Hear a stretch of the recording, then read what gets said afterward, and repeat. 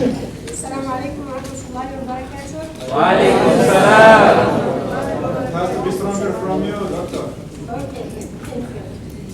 First of all, I would like to thank all of you for making special time on your Saturday and spend the afternoon with us. That means a lot to us. And I would like to thank our institutions, ENSAR and SESRIC, and all others who accepted actually to be with us today. Very special thanks to our speakers who also took from their Saturday to be with us today. And just to make it as comfortable, as useful, I don't want to be too formal. I want us to have a very relaxing conversation. Because the aim of this session of the OIC Intern is to give you instruments and to give you an understanding on how to pursue a career. Am I right? Am I right? Yes. Okay, so the purpose of this session is not just to talk to you about the job market. Yes, we need to talk about the job market. We need to talk about the challenges, the global challenges. We need to put you in the bigger picture. And we also believe that you know a lot. We don't want to talk to you like you don't know. One of the approaches of the ICYF and this team is we believe in youth. We believe that they have enough information to get them out there and they can start something good. But we're just giving a hand. We're just trying to help you to reach your destination effectively and with the enough skills to get you where you want to go. For that, sometimes we need to give very simple examples. For example, if you know your destination, that already makes it easy. Where are you going? If you tell me I'm in Istanbul and I am going to somewhere, it's not like you tell me I am going to Fatah Mosque, because then you start taking the way to go to the Fatah Mosque. If you know where you want, that makes it even easier, because it's about knowing your goals and your aim for your life, for your career. What do you want to do? What you want to achieve? What inspires you most? Those are very important questions. We ask them as coaches. My background also, by the way, I'm Fadila Green, because I assumed that he said she's the mom and I acted directly so and he didn't introduce myself. There should be some formalities. I am Dr. Fadila Green. I am a senior advisor at the ICYF. I'm still saying OIC because I was formerly the director of Women and Family and Social Affairs at the General Secretariat in Jeddah for the OIC. I moved to Turkey just recently. And I am a mother of 5 young people. One of them was Adam Ben Said, one of the speakers this previous session. And it's also one of my backgrounds is I was a coach and a counselor, and I worked a lot with youth to ask the critical questions. What do you want? What's your goal in life? What's your goal in your career life?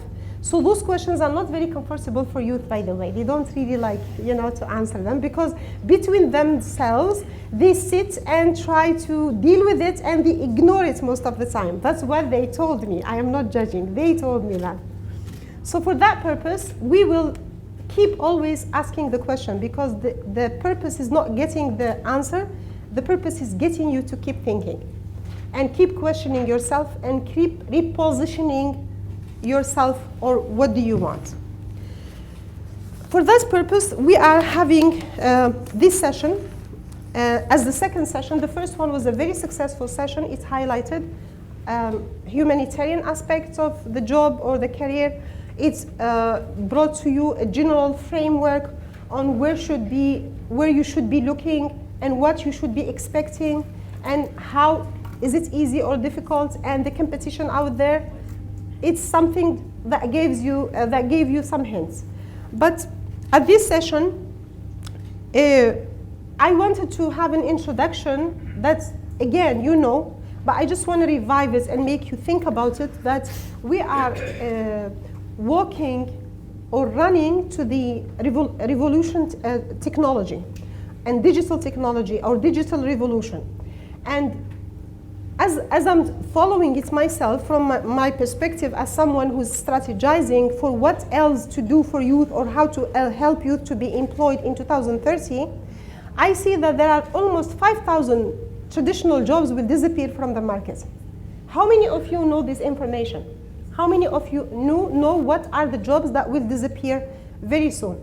Recently, in an article published by an Arab research journal, it says that 75% of the young people in the MENA region, particularly in the GCC area, they think that robots will take their jobs and they will stay without jobs. And it's becoming a real fear out there. 61% of the young people globally, they think that the digital revolution or the revolution technology will be in their favor. It will create more opportunities for them and it will make their life easy. So where are the 61%? It means our young people are hopeful and they are actually positive about the very fast change that will start happening at the speed of the light. Because in a very soon, we will not need any gadgets with us. We will be having some implemented chips in our bodies and we have it all with us. And we will see Google in our glasses and everything else is changing very fast. I'm talking about 2 years from now. So now, having all that in mind, we believe that you should know more about what to expect and you will need to know more about the way you should be dealing with life, how to organize your life, how to get your skills, how to work on yourself, to develop yourself as a person, as a skillful person, and what are the skills you need for the career you want. Keeping in mind that lots of skills are not only good for a job, they are good for you as a person. As you said, the person, Dr. Tariq from TRT said something very interesting. He said, it's not only about your knowledge, your degree, your skills, it's about your attitude. So a lot of skills has to do with the attitude. Are you a team player? Those are very important. So by that, I will start actually introducing 2 panelists and a speaker who doesn't want to come to the stage, but I will get him, inshallah, to talk. I will tell you about him later.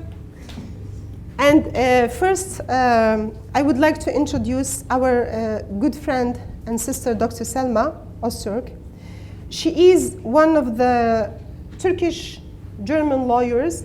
She is from the faculty of, she was graduated in her master's from the faculty of law at the University of Hanover in 2006. And since 2013, she is at the Department of Human Rights and Islamic Law in Ankara.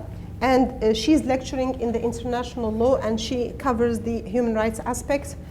We met lately in our program in Istanbul, Allies for Future, and she did a very amazing job that I thought she is someone you should listen to her. Thank you. And also we have with us a very young expert, Mr. Osama Al-Murabit. He is a program coordinator at the Sharq Youth Network. Like, he's too young to be a coordinator, but mashallah he is. He's working mainly on the cultural and political aspects of the youth empowerment. And he holds master degrees in political science and international relations from the University of Humboldt, Berlin, Germany. So those are 2 people. The third speaker that I would like to ask for his help, because he has so much information for you that I want to give, is Dr. Fadi from SESRIC, and he gave the opening this morning. So let me start with Osama first.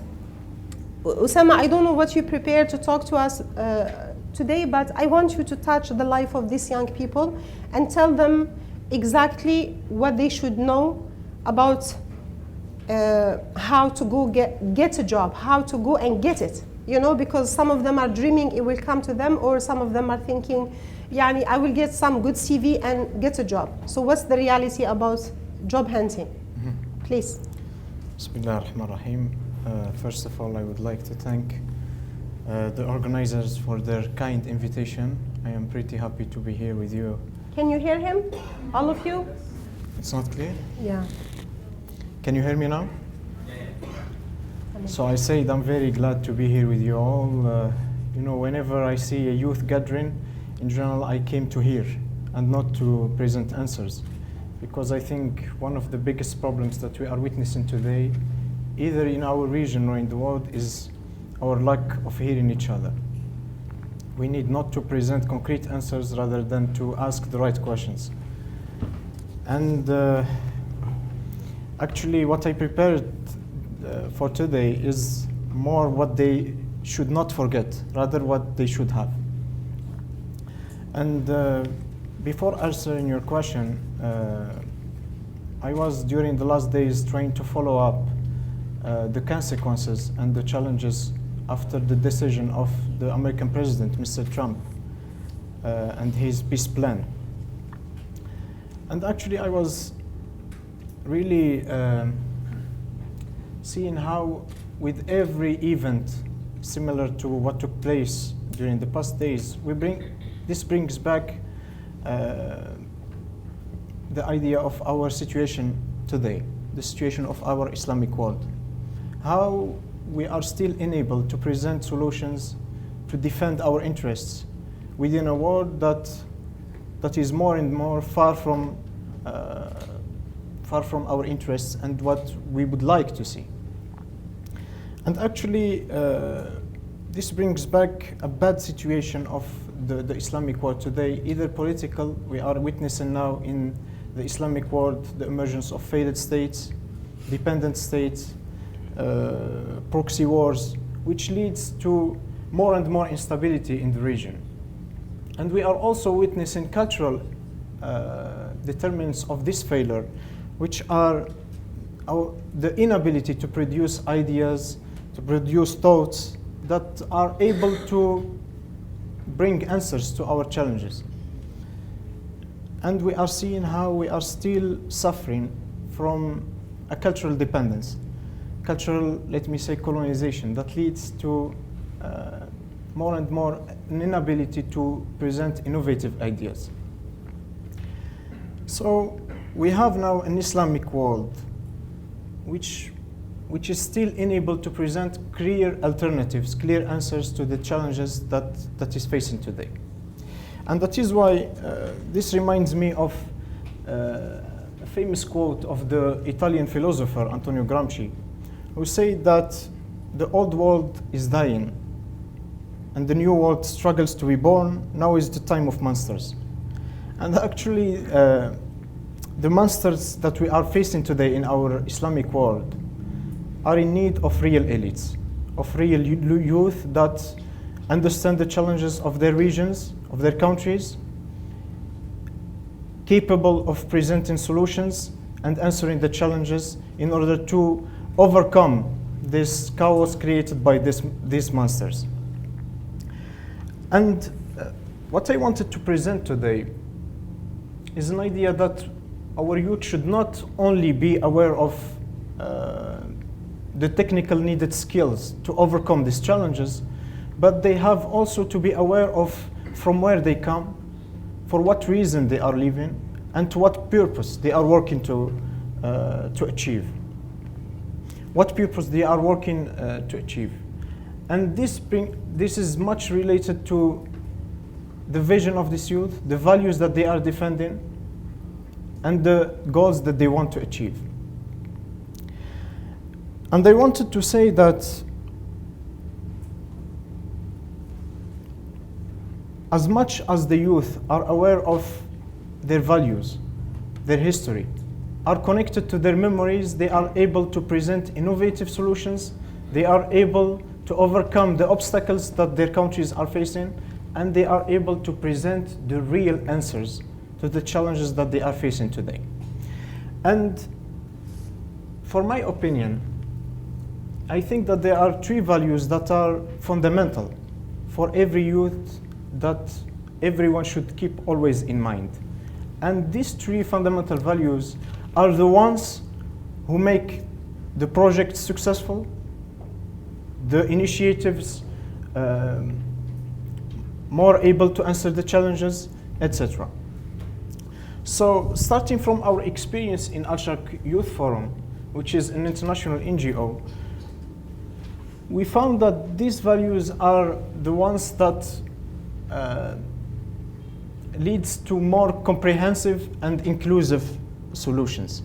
First, there is the integrity value. In an interdependent world, Doctor mentioned the innovations and the technology advancements. In an interdependent world, we cannot present solutions that are not bringing all together, all the groups, all the sects, which are bringing more and more youth to integrate them, to present collective and unifying solutions. So integrity is a very important value that unfortunately we are lacking, we are still missing in many of our programs and innovations. The second value is relativity. No one can claim that he has the full truth. We cannot present or claim that we know everything, so making our truths relative is very important because everyone has a part of the truth and everyone has the ability to present a part of the answer. So whenever we have integrity as well as relativity, we are able to hear each other, which is something we are very missing in today's region, and which is something that is one of the keys of success of every solution and every initiative that the youth can suggest or can work on. And the final value, in my opinion, is recognition. We are missing initiatives and programs and projects that recognize the efforts of the others, that recognize the added value that the other can bring to the project, to the solution. So I think these are three fundamental values that leads in the end to more complementary projects and ideas and lead to a more successful and answers that can overcome the challenges that we are witnessing today. And as I told you, in Al-Sharq Forum, we try to make our projects and initiatives based on these values. These projects, as far as we are try to bring not only the different ideas, but also the different ethnicities.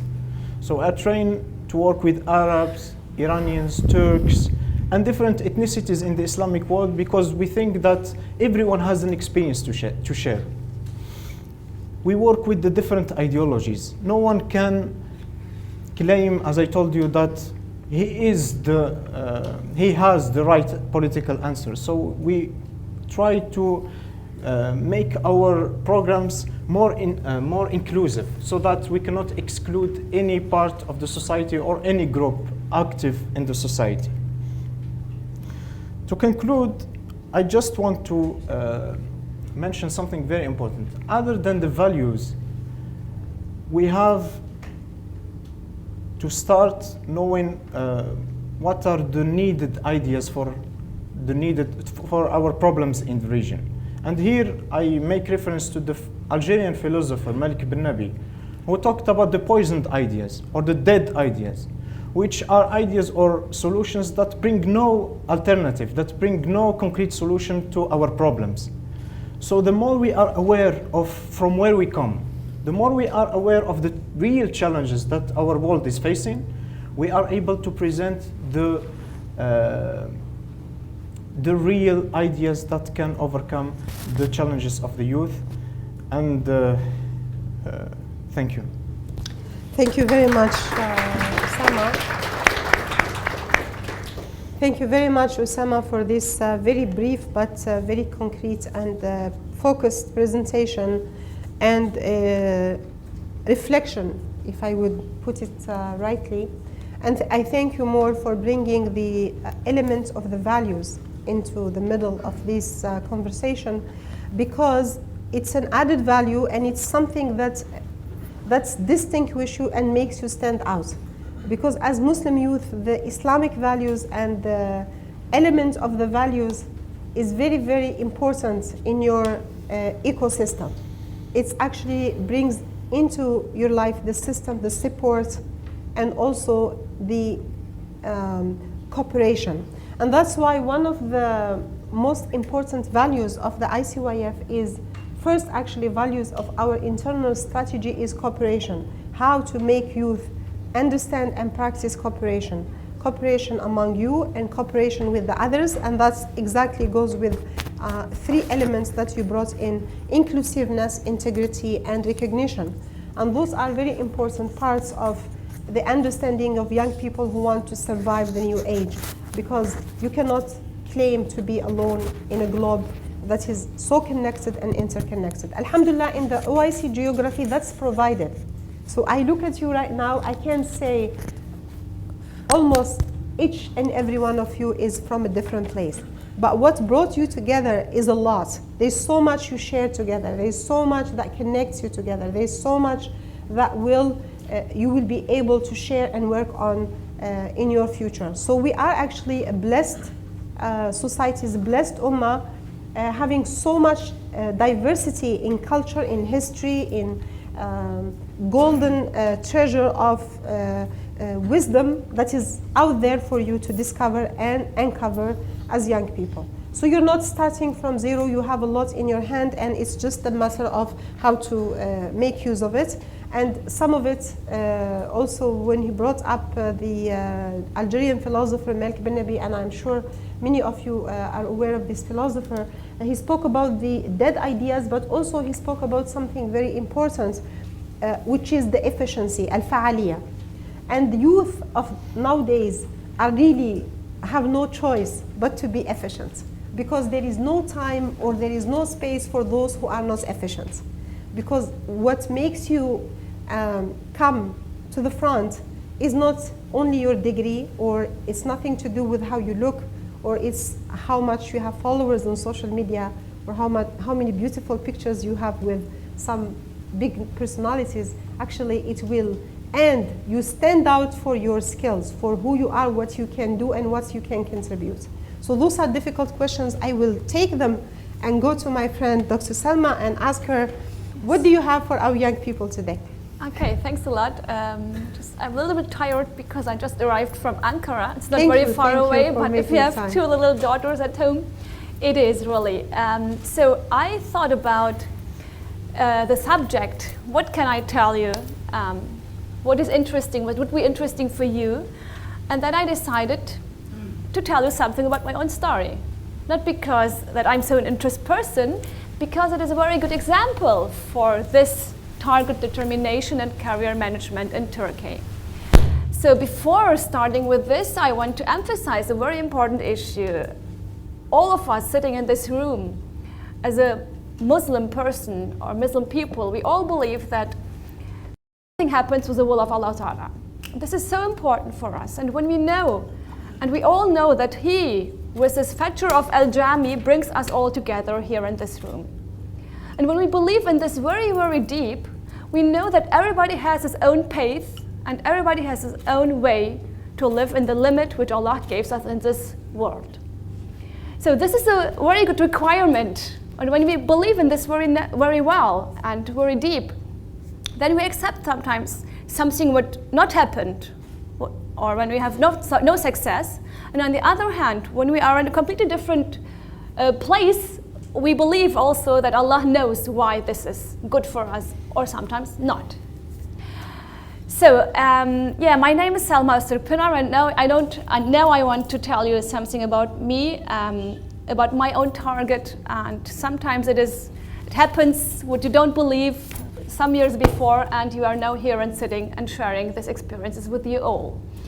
So I was born in 1978 in Germany, in Hanover, as a Turkish girl with Turkish origins, and yeah, visiting a German school, German as a second mother tongue, you can say native language, how you want, and finishing there my study of law in 2006. And in this time, we was the first generation of the guest workers, you know this word.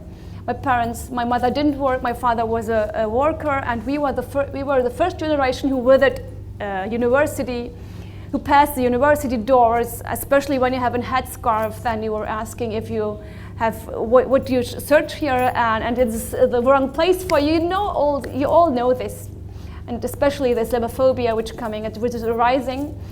And yeah, on the other hand, my parents they were very interested in keeping our own identity. We didn't have mosque at this time. We had very small rooms where we visit, where we learn the Quran, and the identity was so important for us. The identity, my father says, the first one is the deen, the religion, and the second one was the language, the dil, we say in Turkish. We also say lisan, but dil is also Turkish. So when these two important things were so important for us and for our identity. And after finishing law, I worked there sometimes, and this is what we call qismet in Turkish. I met my husband, and in 2013, so 7 years after finishing university, I came to Ankara by marriage. And in the same year, 2013, I started at the Yildirim Beyazıt University and as a lecturer. So my PhD is not just finished, also, although you call me PR, inshallah, very soon. And I started there. The first one, what my dean asked me, can you speak English? Are you able to lecture in English language? I said, of course I can, inshallah, biiznillah, of course. Then he asked me, you're a German lawyer. German law is very important all over the world, especially in Turkey. When you want to be a good academic, you need the German language. And then he asked me, could you lecture the German legal language to the students? Of course I can. I can tell them the technique, how they can translate the judgments and everything. Okay, and then he said, okay, we will start, inshallah. And it was finished. And I was very surprised. It was a very big responsibility for me. It was 7 years before, imagine. And then I started to lecture. Yeah, this was very brief, my way. And then I went to university. Every year I had my new students. I believe in it that I was very helpful for them. And now I have a little break for my PhD, because when you are a woman, you know, I have also two children, I have my family, my home, and it is not very easy to work outside and inside. That is the reality for women. And it's not a claim, yeah, it's okay for me. But on the other hand, you have to handle it very well. I decided to educate my daughters first. They were primary, my first place, and that's why I decided now to make a little break, inshallah, for my PhD to finish it. So, this is, sometimes I'm looking back and say, hey, you were in Germany, your family is there, and I couldn't imagine that I had a daily life in Ankara. You know, Istanbul is very nice, but Ankara, not really. It is a very boring place, by the way, and nobody shall hear me. Yeah, really, it is. And we will give you the chance to defend Ankara, yeah. But she's the girl of the city, yeah. But sometimes, sometimes I didn't feel very well. Sometimes I missed my home country because it was Hanover, not Germany, but Hanover is a part of my identity too. I missed my family, but then I thought about my life. I thought about my path and my way, and I said, there is a reason why you are here. Nothing happens without another thing behind, yeah. And that gives me that gives me so much power, and I believe in this, what happens in my daily life. And what I want to say is, today Turkey is in a changing situation.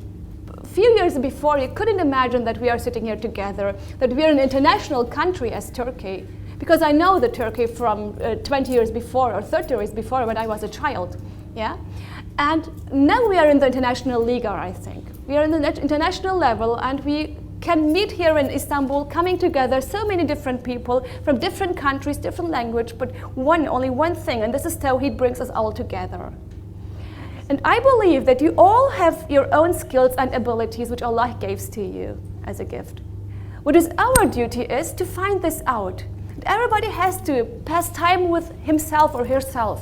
Yeah, in a quiet and silent situation, and say, what do you think for myself, or what do I think for myself? What are my strong sides and what are my weak sides, for example? And believe me, language is today so important for Turkey, because in our own education system, there is a problem of learning languages, yeah? I learned English in school, I learned German and français à l'école. at school, okay? I learned at university a little bit Hebrew, yeah? I learned Farsi and I learned Arabic a little bit, yeah? قليلا جدا, but it's good, I think. Yeah, and imagine, and this is a problem, it was a problem in Turkey today, and these are all skills or abilities which you have. That is a very big advantage for you. On the other side, I can give you this example or the instance from the law level, yeah, from the area of law, international law. Imagine, we have so many legs from tomorrow, what we can change tomorrow, excuse me. So there are special areas, yeah, Turkish-Ghanaian relations, Turkish-German relations, Turkish-African relations, yeah. We have no experts or specialists in every area. You know, last month a student came to me, I want to work in the Qatar-Turkish relation. Believe me, we don't have these experts, we don't have these specialists. So when you know this field, when you know, especially in the academy, in the university, yeah, we need those people. We need people with language. We need people who are interested in. We need people who have a different background, who know different cultures, who are an enrichment for this society, for this monotone, very monotone society. And now Turkey is going on to be a multicultural society, like Germany, for example. Yeah. And this is very important, and I strongly believe when you have the skills and when you have the interest with your languages, with your nationals, with your race or with your culture, you can be an enrichment for Turkey.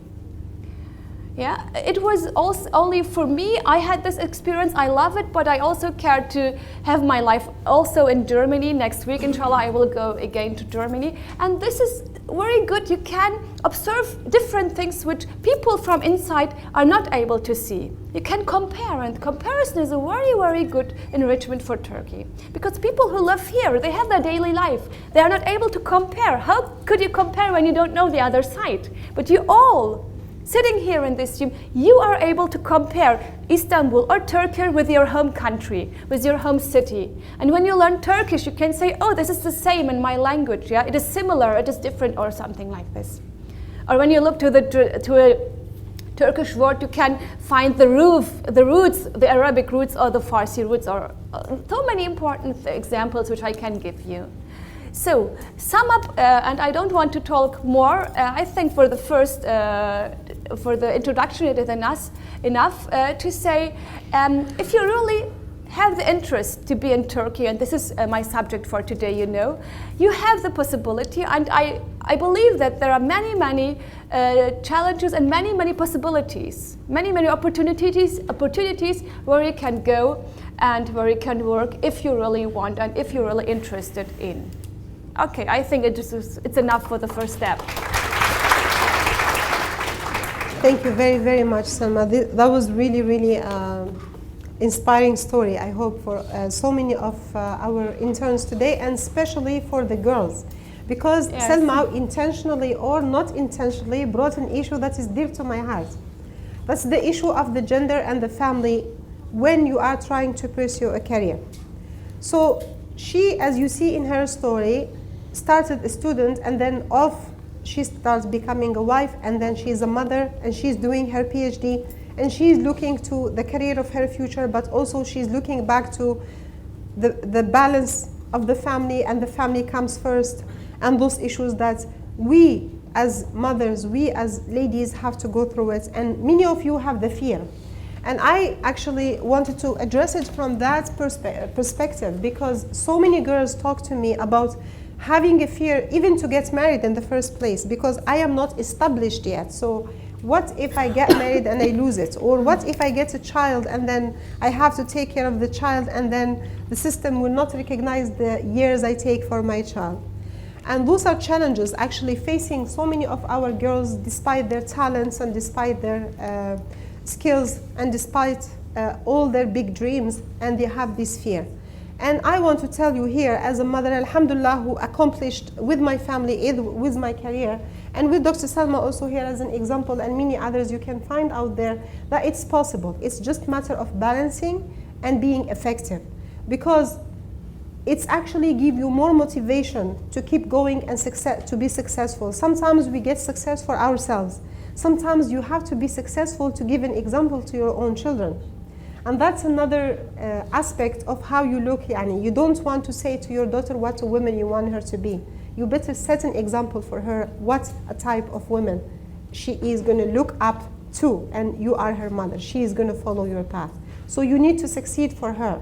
And you need to succeed for your own son, because that's how he look up to you, and he will look and see, she could make it, so I could make it. Or also you can make their easy way, because educating a mother and successful mother can actually make successful family and successful children. So that aspect, I really thank you for bringing it up, because I do believe that so many girls there are worried. Yes, systems are not recognizing mothers, they are recognizing hardworking women only. And we can change. We are at fighting at the policy level, not from the ICYF, in other board members. I am a board of the International Family Advisory Board and a board in another institutions, where we are working to change those policies to make it friendly for women who have children who want to pursue a career, but at the same time they wanted to keep making a very good family. So now go back to what Dr. Salma said, and I wanted to summarize this a little bit. When you have more skills, you have more opportunities. So you have more languages, you have more opportunities. And then let me speak, for example, from my previous position when I was in the OIC. When we interview people, the first person who say, I speak 3 languages, he jumped to the second level. As soon as he say, because we work with 3 languages, you have Arabic, English, and French, that's it. So you are already moved to the second level. People who speak only 2 languages or speak 1 language, they go down, simply because they don't speak enough languages. People who speak 4 languages, we look special to them, because means we can use them in other things rather than the office work.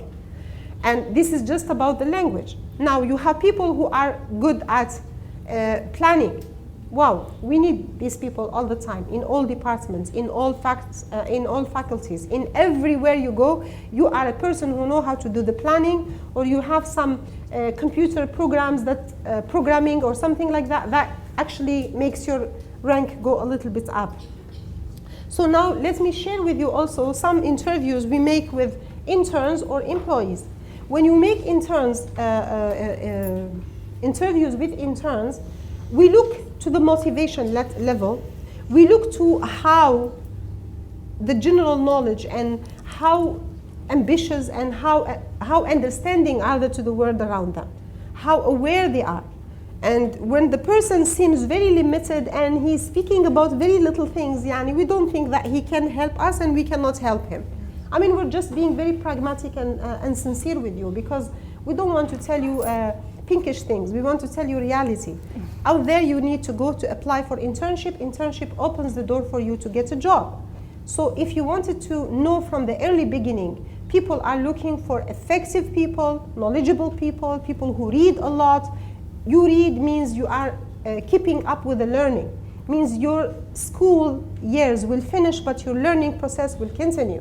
Because you don't have to be from political science to understand the international, global challenges. You have to know. You need to know about everything. And you come to the job. Before you are specialized in one thing, you will work on that thing. But as speakers in this panel in the morning said, now you are coming from one field and you do another 10 things that you never ever studied before. But you have to learn, because you have to upgrade yourself to be up to the challenges of your job. If you aim to become, let's say, a director in department of research, obviously you have to master the research. And you have to know the differences of the research, and research for policy, research for academia, research for young people, for general people. You have to be able to understand all the aspects of things. So those are general things I wanted to share with you. And also, last thing before I call the third speaker is the issue of communication. Lots of young people nowadays, even in the age of the social media, we're suffering from poor communication. Because the definition of communication is not sending messages or posting on social media. It's actually interaction. So you're not able to do interaction. You have to have very strong skills of doing the interaction, of making your point, of making the conversation, of getting through. to the other, or convincing the other, or selling your idea, or doing, this is what we call communication. And then there is a professor in University of Ontario 16 years ago told me something about communication I would never forget, and it affected my life big deal. He said, when you talk, it's a talk. When you talk and the other understand, that's communication. When you talk, when the other understands, and he reacts positively to what you said, that's effective communication. By that, I would call very effective communicator our dear Dr. Fadi. Please come up and share with us some of the capacity building that SESRIC is doing for the OIC region. Yes. And he gave me a condition. He said, I'm not sitting on the chair because Yani, he's a very efficient person, and I accepted his condition. Please, go ahead. Thank you, Dr. Fadila. Dr. Fadila insisted that I make an intervention in this session. So it's an intervention, not a speech. I'm not part of the panel. But she wanted me to talk about this awareness of capacity building, and specifically what SESRIC is doing in the area of capacity building. And the issue is, yes, capacity building and training by themselves are not the solution by themselves. They are just a piece in a puzzle, in a big puzzle. So you're going to raise capacities, or you're going to build capacities and provide training. But the questions that you must raise, or we must raise as SESRIC, is what kind of capacity building? In which areas? Who are the targeted people for these capacity building programs and training? If you think about all of these questions, then you can come up with capacity buildings that would fit in the puzzle. But if you do not do that, it will not fit in the puzzle. So what happens is this capacity building and training will be useless.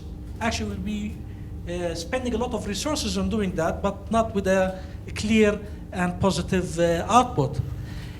And this leads us to, how do we do that? How do we determine which areas do we need to focus on? How we're going to build those capacities? Who is the target? It requires us to conduct research, and this research must have practical implications, because the research, or the outputs of the research, will tell us where to focus on. But again, how can we conduct research? Actually, we need data. If you do not have data, you cannot conduct research that has practical implications. So the question, you have to regress back from training to research and data. So we start with data. And that fits quite nicely with our mandate at SESRIC. So what is SESRIC? SESRIC is an abbreviation, and it means Statistical, Economical and Social Research and Training Center for Islamic Countries. And we are one of the subsidiaries of the OIC, Organization of Islamic Cooperation. Actually, we are one of the oldest subsidiaries of the OIC. We have been in operation for more than four decades. So from our name, our mandate can be summarized: statistic, research, and then training and technical cooperation. So let's start with the data part, or with statistics. So this is a starting point. Well, we have the OIC stat database. It is the most comprehensive database in the world. It is covering all our member countries, the 57 member countries, and it has data going back to 1985. And it is covering so many different socio-economical sectors. So we are covering 24 categories in that database.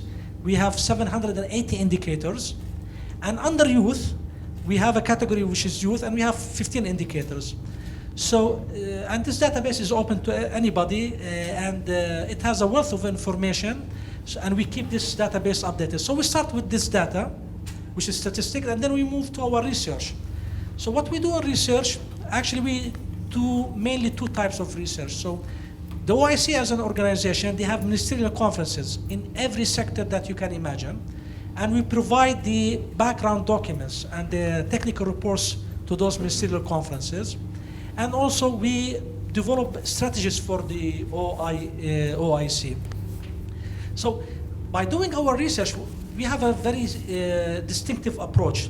We look at a certain sector, we try to analyze the current state, we try to envision a future state. a to-be state, and then we say, how can we move from here to there? We identify what are the challenges, and then we have some policy recommendations how to achieve that. So this is the second part of our mandate. And the third part, which is an output of all of this, is identifying where are the areas that we need to build capacities. And this comes as the last stage in our methodology. So when it comes to capacity building, and Mrs. Fadil asked me to talk about how we go about building capacities at SESRIC for the OIC member states, we have different modalities. One of them is our capacity building programs. And we actually have 23 different capacity building programs. And in each capacity building program, we try to cover our member countries. And we divide them geographically, and we try to make our activities fair in terms of geographic distribution. So we have the Arab group, we have the African group, and we have the Asian group. And as I said, we have 23 capacity building programs, and under each program, we have a lot of activities.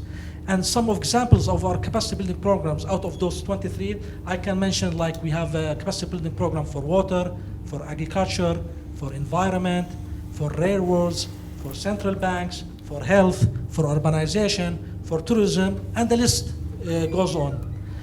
Also, we have reverse linkage programs, and we usually conduct this with the Islamic Development Bank.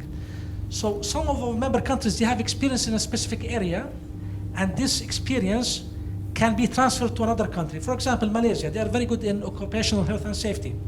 So we try to take the experience of Malaysia and transfer it to another country, maybe like Sudan, where they need these kinds of experience. A third modality that we have is what we call the OIC VET program, Vocational Education and Training. And this is one of our flagship programs. And mostly the beneficiaries of this program are youth. So they receive vocational education and training in different areas, in areas that are needed by the labor market. So we equip them with some vocational training, and they are ready to go to the market and fill a gap in that market. We also have a new program. It's not actually new, but we have a program, and it is specifically for Libya. And we are the body that is running this program. And it's called the BINA program, and it is specifically for Libya. And part of that program, we have built an incubator in Istanbul, in one of the techno parks. So in Libya, we have a selection process. We select some ideas, we bring them to Istanbul, and we give them this incubator in one of the techno parks, and we help those people launch their businesses. So we provide them with mentoring, with support, administrative support, technical support, and there are some very good ideas that maybe will hit the market very soon. So some of the projects are really promising there. This is a project that is trying to nurture the entrepreneurship and startups. So it's a good project, and I think we will try to scale it up to other countries also in the future. Maybe another last program, just an example, also we have a program which is specifically for youth, which is what we call the OIC Junior Diplomats Training Program. And it is specifically for people for diplomats in the beginning of their career.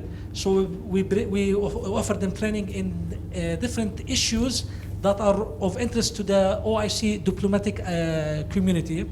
Our last training program was last year in November in Istanbul, and we had more than 45 junior diplomats attending the training from 30 OIC member countries.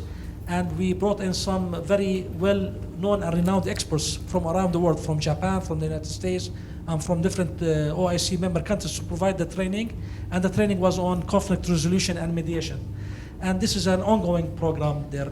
So this is basically some of the examples of capacity building and training activities that we try to do as SESRIC. Thank you, Dr. Fadila, for giving me this opportunity to talk a little bit about our organization. Thank you very much. I know that SESRIC is doing so much, and for that we give them extra time to highlight their successes and their programs. And also I would want our young people please to browse those websites. They seem to be having a lot of information. It might, like, you get overwhelmed, but it's very useful for you. Why? Because you don't know what will interest you out of those reports or out of those careers that they are trying to create. A lot of capacity building programs are going on at the OIC region, and sometimes we are not really probably strong enough to market them, because SESRIC are putting every single research they do and every other report for all the world, so you can just go there and read them. But people who don't know, they will not go and search for them. Therefore, we are actually giving you these presentations and giving you the opportunity to get to know more about those trainings and those programs and those reports. One more thing I would like to say myself, and I will give you the floor to ask a few questions. There is so much, or there are so much opportunities out there in the media. Long time ago, we grew up in a world where we don't know about the opportunities. Now you live in a world that you know what's happening at the other parts of the world in seconds. And you can browse and you can know about the experiences of others, universities, what's happening, what's research, what jobs, what's new trends, what's going on. This is really a bounty and ni'mah from Allah subhanahu wa ta'ala, and you should be thankful for that. But at the other hand, we're dealing actually with the social media, and we're training you to use the social media effectively. But also there is an edge that we want to address here is you need to use the social media, you need to use the media. Don't be a prisoner of the media. Because the opportunity is it present to you once you know how to use this like giant machine of information. But once you fall under that machine, you're gone. You basically know a lot of information. It's not about the information, it's how to make use of the information, how to get to the right information, how to connect with the media.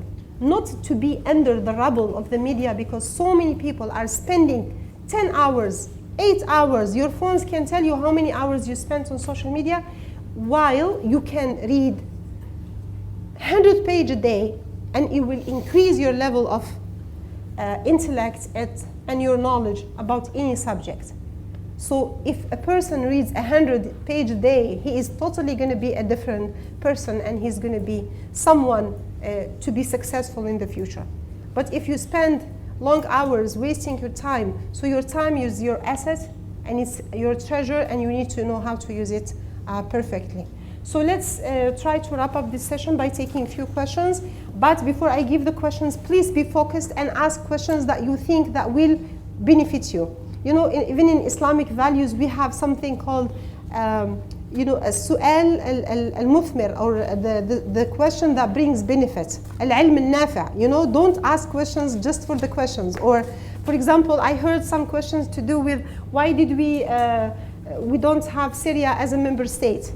Okay, that's a general question. That's a good question, but it's not meant for the OIC intern to ask this question. There is no question that is not a good question, but there are prioritizing. I am meeting with some experts. Let me ask the most effective questions that will make use of them in my career. I don't let them. Let me squeeze their knowledge and get to benefit from them. So this is my point.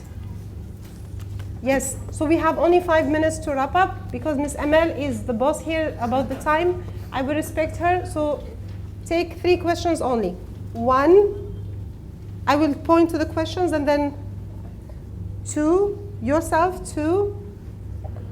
Number 3. Okay, let's start with the 2 until the 3rd one show himself. Please, give him the mic. Okay, since I'm holding the mic, maybe I could just You can start the first one. Why not? Very logical. Okay. Yeah, my name is not? Beltus. Why Kwawe. not? My name is Beltus Kwawe. I'm a Cameroonian currently studying computer science at Istanbul Technical University, master's degree. From what you said, Doctor, I can say that your experience is quite outstanding, and the knowledge of what you shared is quite.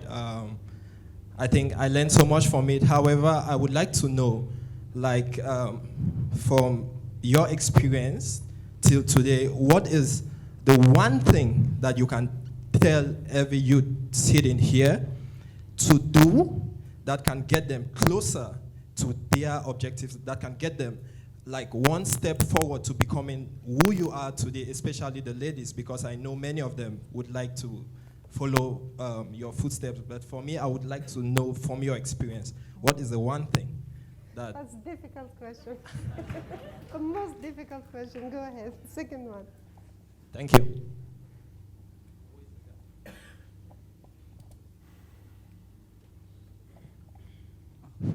My name is Muhammad. I'm from Somalia. I want to remind you, last year, in summer, I have done an research internship in SESRIC. Can you please get the mic? Yeah. Last year, I have done internship as a researcher in SESRIC. It was a great experience. My question is about positive social media, like LinkedIn and academia. It will give chance to get our target in future. Positive social media. What is positive social media? Like LinkedIn and academia. LinkedIn. Yeah, LinkedIn. Sorry. And academia, like it gives us chance to get our opportunity for maybe our target. Sure. Thank you. There is a girl here. Yes, lady here.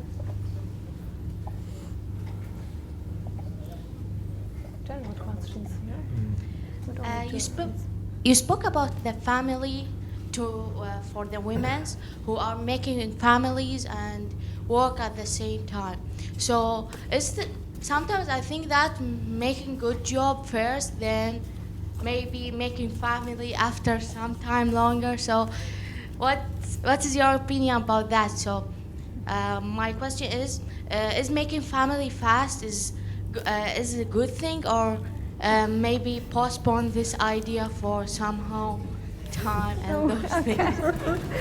I'm proven right that the girls have the fear of the family. Okay? Thank you very much for your question. Okay, I'm sorry, but the time, Ms. Amal is saying the time is finished. I'll take you one more time there. One Here's more also one question. Fine, quickly, go say your questions and we'll try to address them. Maybe we can put the answer together. Yes. Very brief. Thank you for giving me the floor. I have one question about the Al-Sharq Forum. I attended some of their programs, especially Al-Sharq Youth. So I wonder, is there any joint venture or like any upcoming programs about Al-Sharq Youth? Because since 2 years or since almost 1 year, the people who are interested in building relations near the MENA region or South Asia, we haven't heard any new updates about Al-Sharq. Like, is there anything going on about Al-Sharq Youth or ICYF or any new programs? Shaq, this is for you, Shaq, right? Is he asking? Just Okay. here one. Yes.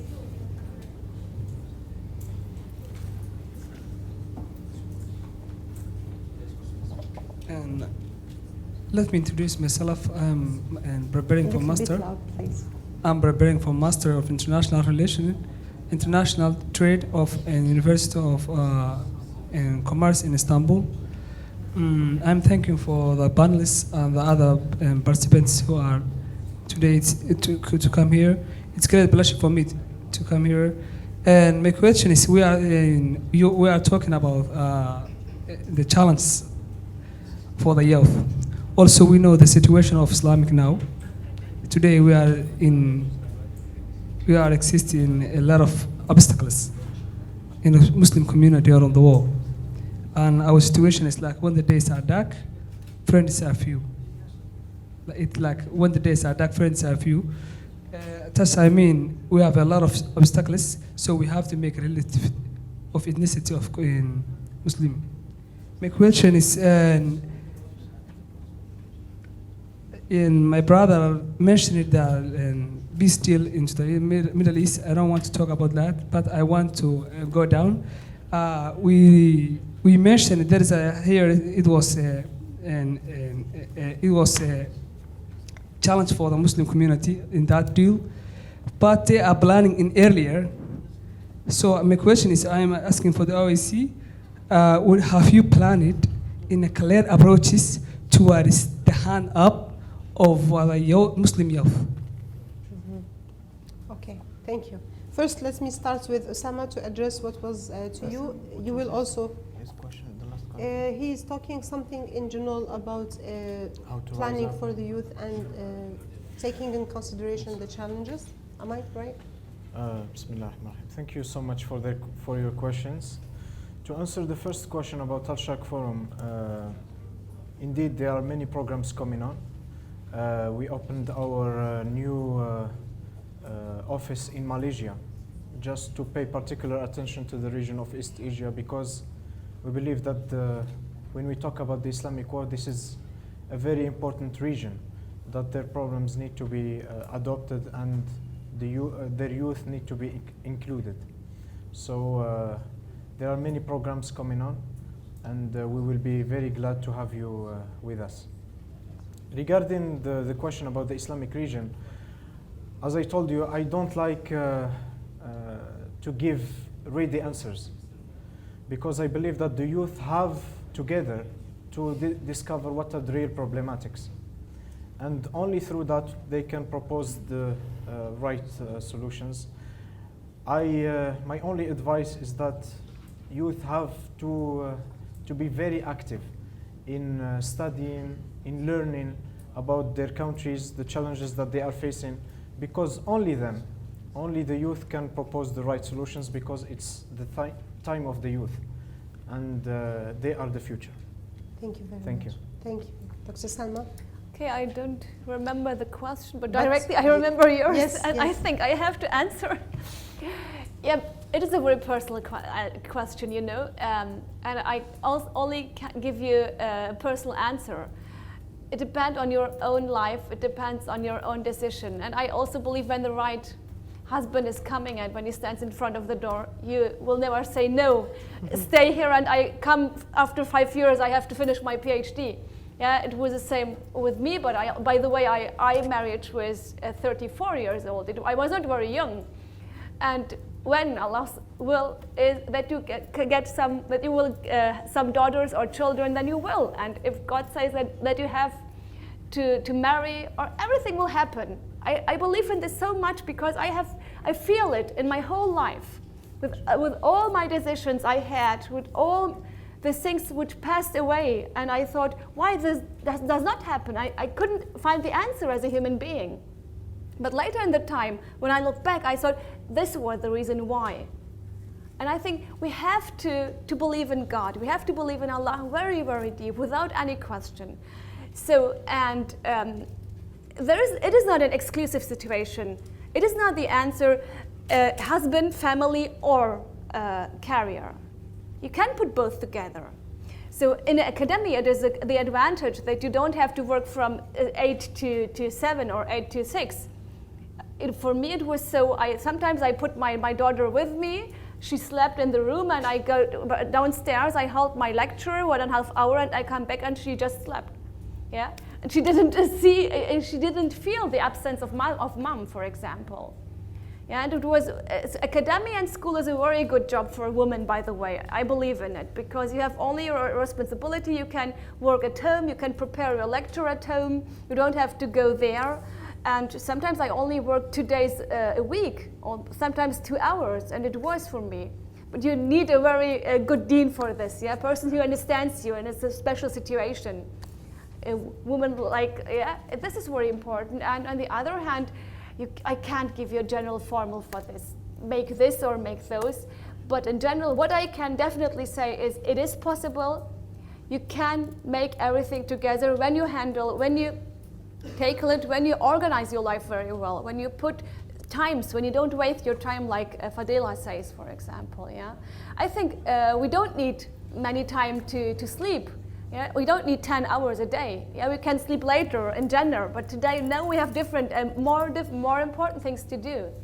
Yeah, of course it is healthy to sleep 6 or 7 hours, but it depends on you, what you do in your life. You have the whole responsibility for your own life as an individual, and you can decide how you organize your life.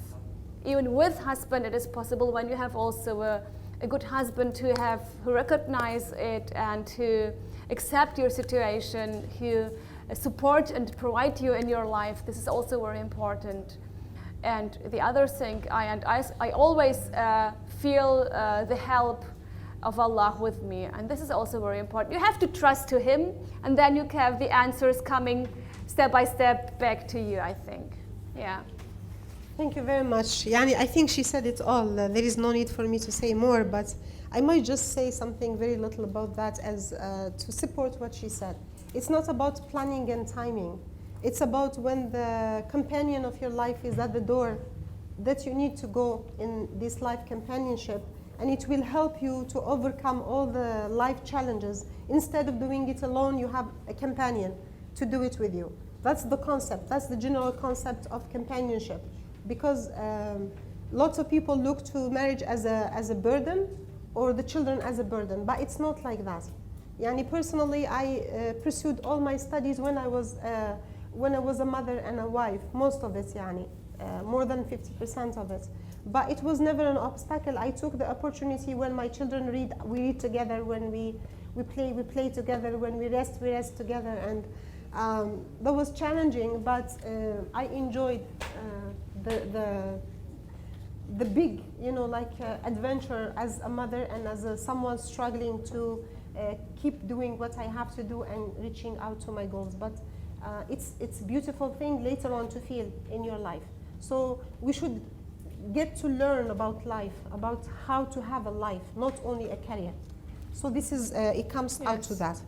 Now, the most difficult question about what do you do, one thing, not two, is I challenge myself to learn every day something new. I challenge myself to learn something new every day. It has to be there, something new. This is according to the hadith of the Prophet ﷺ, that tomorrow should be better than today for each and every one of us. Yes. And it's an effort we put together. Like, we have to do something, learn a new idea, learn a new skill, read something new. And I think this is something, if you adopt in your life and it becomes your lifestyle, you keep always upgrading yourself, and you're never satisfied with whatever you are. You're always trying to be better. I think it's as simple as that. Positive social media, using, yes, there are very good tools out there to connect, platforms, lots of networks that good for you. It depends what you want to do.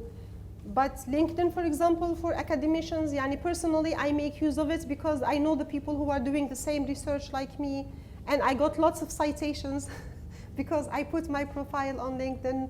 My articles are getting cited, and all of a sudden, I forgot about my LinkedIn like few months, and I looked back and I got like 100 citation.